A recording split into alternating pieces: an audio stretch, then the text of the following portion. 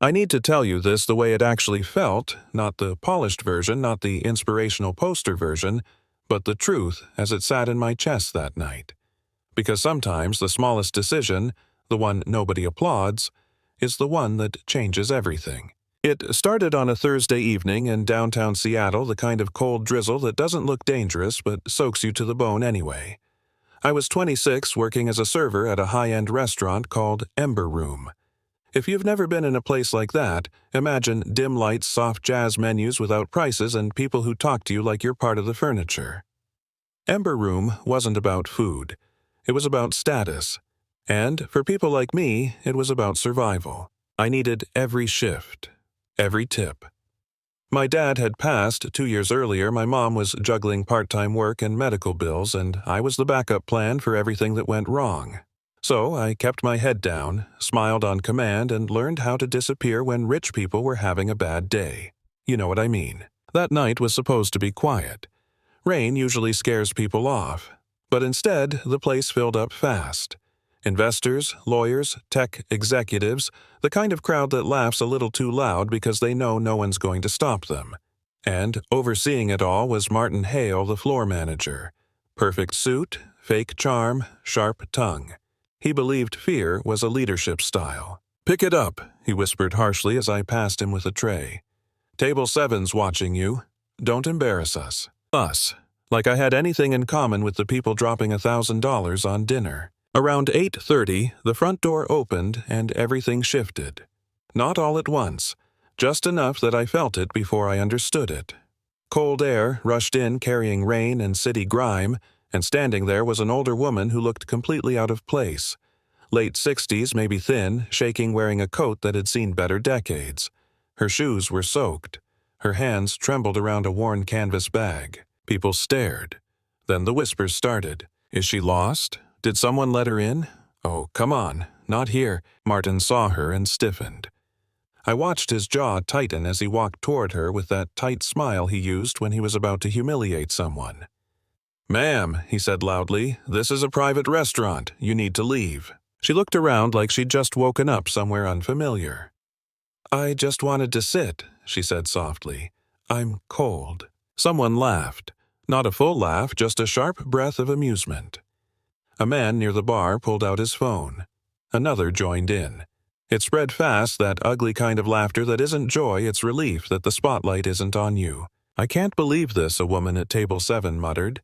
"This place is really going downhill." The older woman took a step forward, her foot slipping on the polished floor. She reached out like she was trying to grab the air, and then she fell, hard. The sound was sickening. Her bag spilled open. Nothing valuable. Just papers, a scarf, a paperback novel with a cracked spine. For a second, the room went quiet.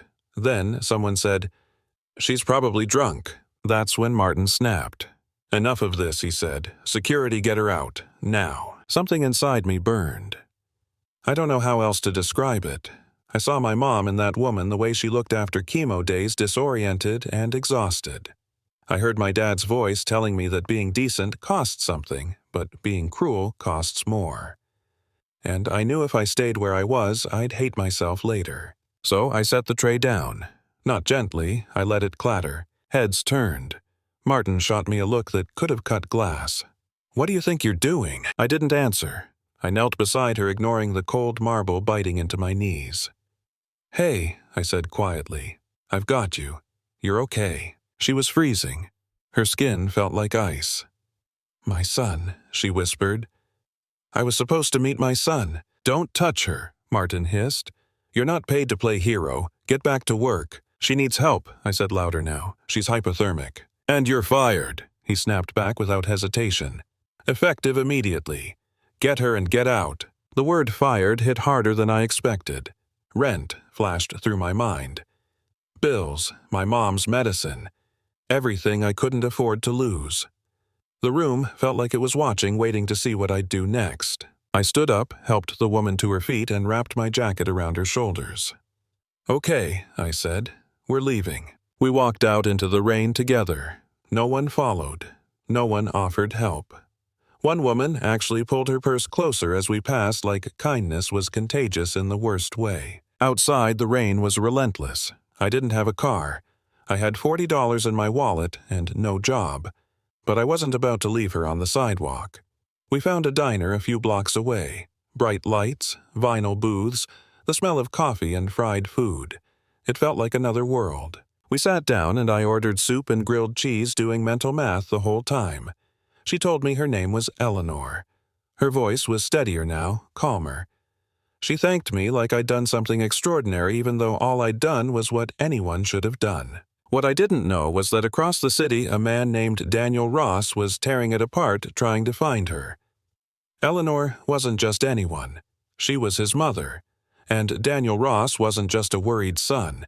He was a billionaire tech founder with more influence than most politicians. By the time he traced her last location to Ember Room, it was too late. Or maybe it was exactly on time. He walked into that restaurant like a storm, demanded answers, watched the videos people had filmed, saw his mother on the floor, saw me kneeling beside her while people laughed. And something in him broke. The restaurant didn't survive that night. Neither did Martin's career. Investors pulled out. Licenses were reviewed. The internet did what it does best when it smells cruelty. 2 hours later, Daniel found us at the diner. When he walked in, I stepped between him and Eleanor without thinking, gripping a butter knife like it might matter. He stopped, looked at me, then looked at her. "Mom," he said, and his voice cracked. She smiled. "I made a friend," she said simply. The next few days blurred together. My mom was moved to a better hospital. Bills I'd been drowning under vanished. Daniel never acted like a savior. He just kept saying the same thing. You didn't owe her anything. You helped anyway. A month later, he called me. Said he wanted to show me something. We stood in front of the old Ember Room building, now empty dark. He handed me the keys. "I don't want another place like this," he said. "I want something different, something human, and I want you to run it." I laughed at first. I thought he was joking. I was a server. I'd been fired. But he was serious. He didn't want perfection. He wanted empathy. He wanted a place where no one would ever be thrown out for being inconvenient. 6 months later, the doors reopened under a new name. New staff, new rules, warm lights, affordable food, live music on weekends, and a sign by the door that read, "Come in, you're welcome here." On opening night, the place was full. Business suits sat next to construction workers.